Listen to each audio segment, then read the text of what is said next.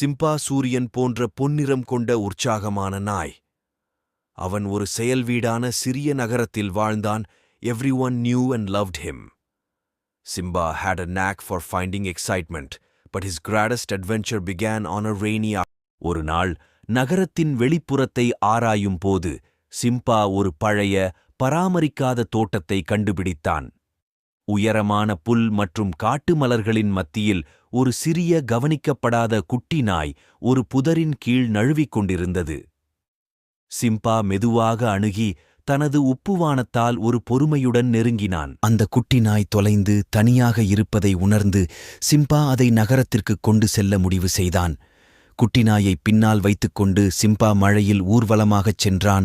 தனது புதிய நண்பருக்கு ஒரு பாதுகாப்பான வீட்டை கண்டுபிடிக்கத் துடித்தான். நகரத்திற்கு திரும்பிய பிறகு சிம்பா வீடுகளுக்கு பக்கத்திற்கு பக்கம் சென்று தனது அயலவர்களை அலறி எச்சரித்தான். சீக்கிரமே திரு வில்லோ என்ற பரிவுள்ள பெண் முன்வந்து குட்டி நாயை பராமரிக்க முன்வந்தார். அவர் அந்த குட்டி நாயின் பெயரை லக்கி என்று வைத்தார். சிம்பாவின் வீரச் செயல் பாராட்டத்தக்கதாக இருந்தது.